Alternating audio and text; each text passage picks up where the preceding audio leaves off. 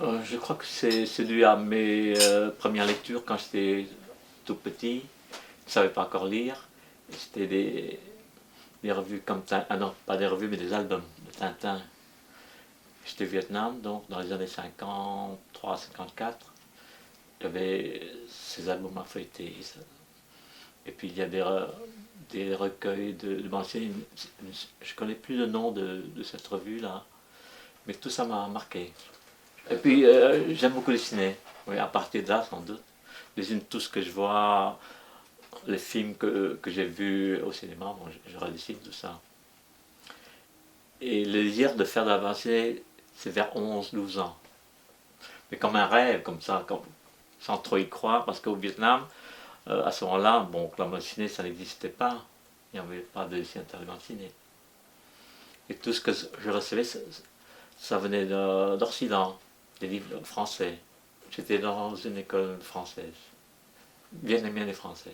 Et j'avais des livres illustrés en français qui m'avaient vraiment marqué beaucoup. Les livres de lecture avec les gravures, les dessins aux traits, super. J'ai toujours adoré ça. Puis les livres de leçons de choses avec des aquarelles, des gouaches, tout ça, c'est la guerre qui m'a fait venir ici, la guerre du Vietnam.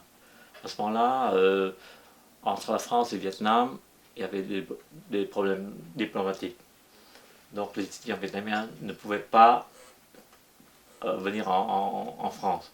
Quand je sortais de l'école, à cette époque-là, c'est en 68. Donc pour choisir un pays francophone, il n'y avait que la Belgique.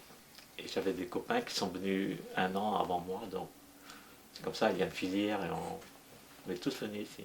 Quand j'arrive ici, j'ai commencé à lire des bandes dessinées d'époque ici.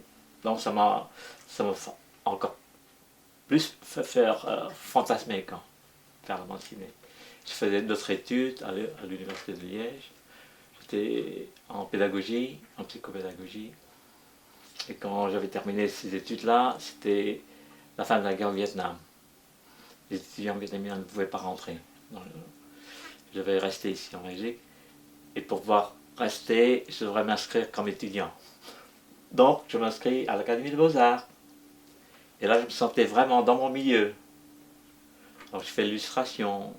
Et de fil en aiguille, je dis, il y a moyen de faire la bande dessinée. En sortant des 3 années de l'académie, je me suis mis à faire la bande dessinée. Et ça a mis 1 an ou 2 pour que ce soit réalisable. Quoi. Et voilà. On m'avait demandé à la rédaction de Tintin de l'époque de faire des histoires sur le Vietnam. Alors je me suis improvisé scénariste, comme ça sur le tard. Voilà. Quand personne ne savait raconter l'histoire sur le Vietnam, alors je vais le faire tout seul. Beaucoup de mémoire.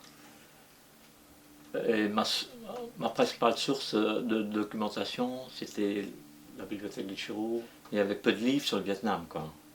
Donc, pour ce qui est images, c'est surtout des photos de famille et puis j'invente, quoi. Des souvenirs d'enfance.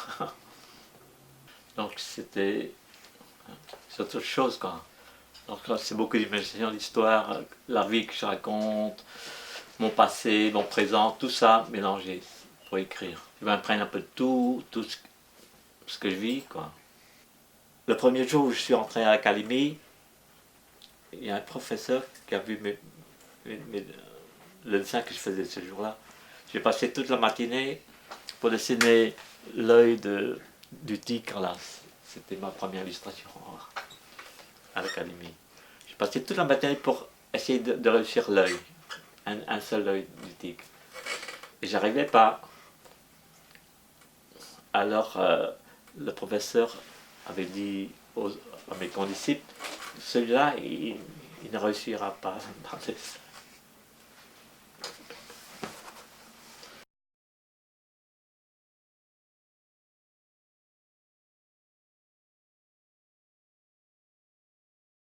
Je suis dans la BD depuis 35 ans.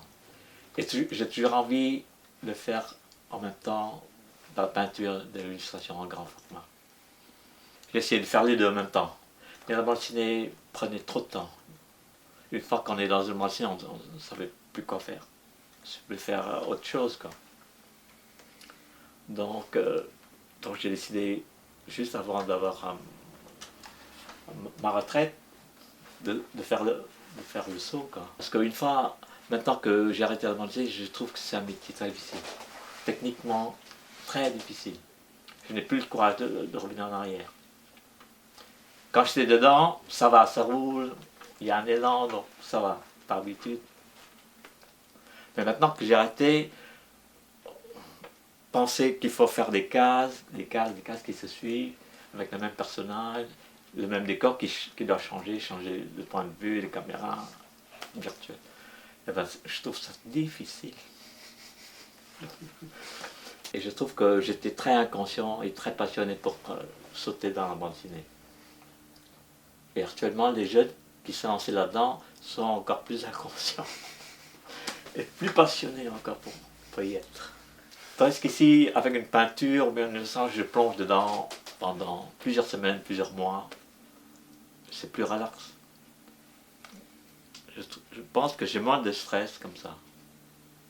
De temps en temps, je recevais des lettres très, très chouettes.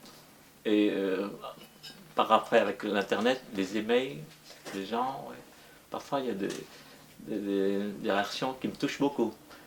Moi, je trouve que j'ai fait une bande dessinée qui n'est pas grand public. C'est un travail d'auteur plutôt. Donc, de temps en temps, je rencontre des gens qui ont des réactions qui me touchent parce que c'est rare. Des gens qui comprennent ce que je raconte comme histoire, quoi.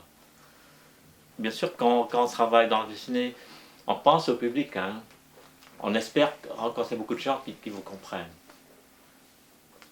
C'est ça qui soutient. On ne fait pas ça rien que pour soi, quoi. Mais je tiens à exprimer ce que je voudrais exprimer sans faire attention au succès ou bien aux relations publiques, tout ça. Non, je n'étais pas lui dans tout ça. Je traversais la bande dessinée comme ça, en me concentrant sur ce que je voulais raconter.